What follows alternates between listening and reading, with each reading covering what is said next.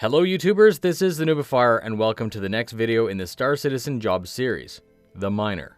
As usual with this series, it took a large chunk of time to crush this subject down into a no bullshit format. I would greatly appreciate you linking this to your friends or future citizens who might benefit from it. Let's begin. This career is going to be the main driving force behind the universe's economy. Mining will require skill. There are no aspects of the planned mining gameplay that will allow the player to simply press a button and move on. The document Mining in Star Citizen from February 2015 laid out the set of specific jobs that would offer a team of friends interesting and profitable gameplay. Mining's going to require the right equipment, ships, and a team of skilled friends performing codependent jobs.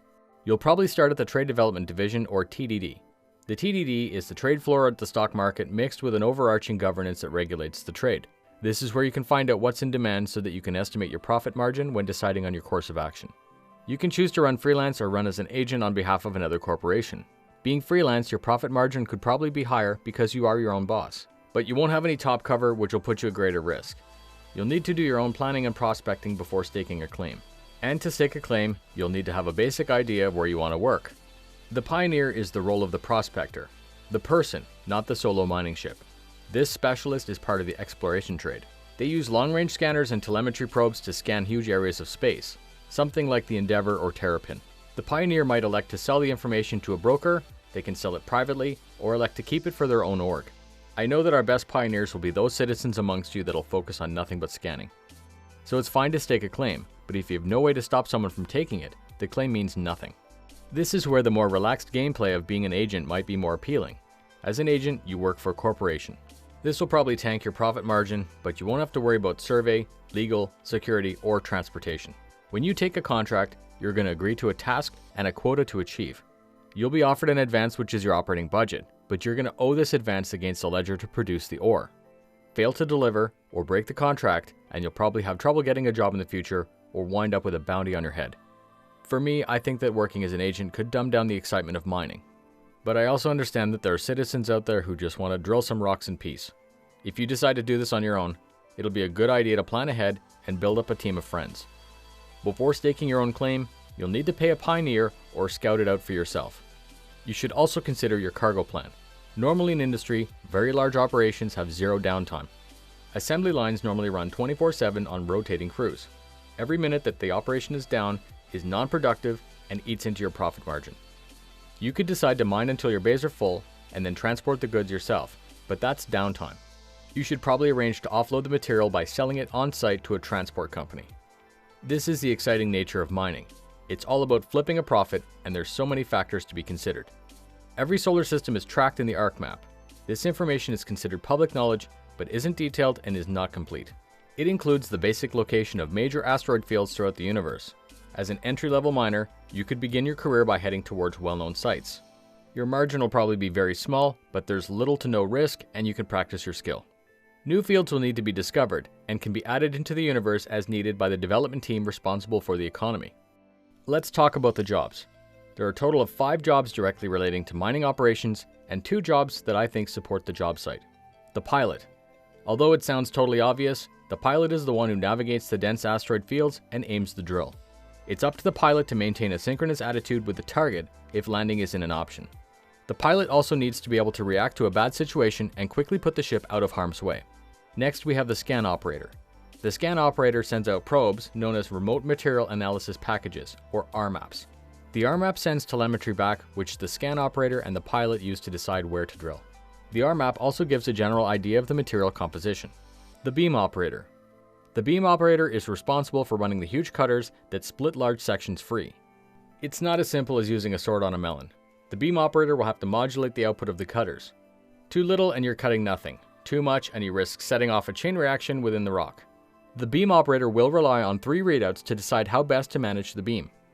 Your exothermic reactor detector is the early warning readout used to anticipate the buildup of heat, which will lead to a dangerous explosion. The laser seismometer is the early warning readout used to anticipate any dangerous harmonic vibrations. This is no joke because the beam operator will need to ensure the safety of the team by modulating the beam width and strength based on what he sees on the screen. Finding the right balance and knowing how hard you can push the surface will be the difference. To help the beam operator, the document outlines a 3rd display. The Analytical Materials Processor. This is the real-time readout of the composition at the cut site. It'll help guide the beam operator find the desired material. The next job is known as the cargo operator. This station is responsible to remotely manage the cargo. The cargo operator has access to the repulsor and tractor systems to take or reject cargo based on its quality. The fragment scanner will show the operator the composition of the shard. Any shard low in the desired material can simply be discarded.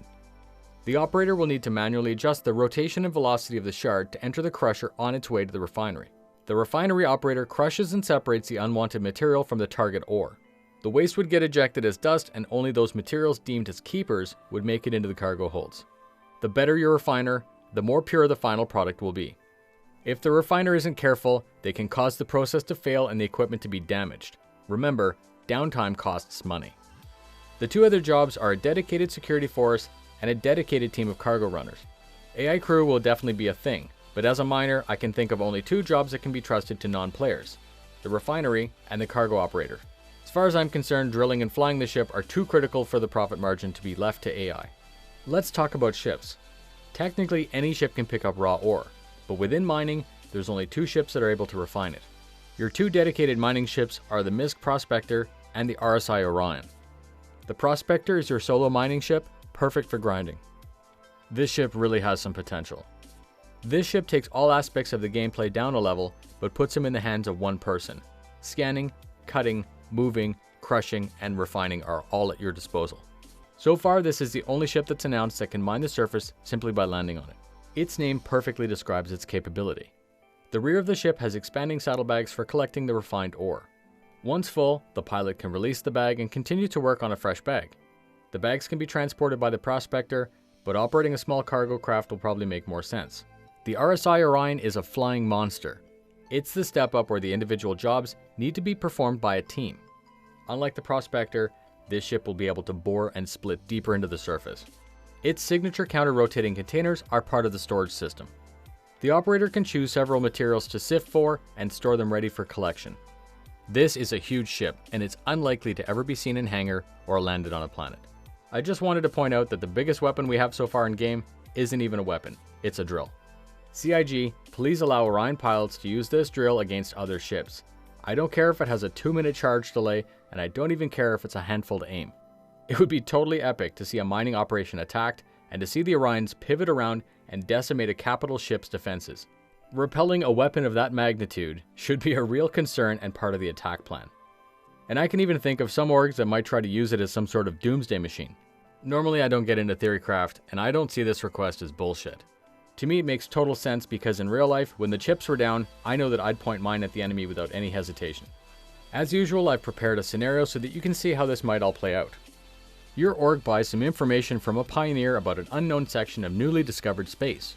It's a large deposit of the most valuable resource in the universe, noble titanium. It's in a dense asteroid field, and you plan to spend your entire weekend making that stuff your own.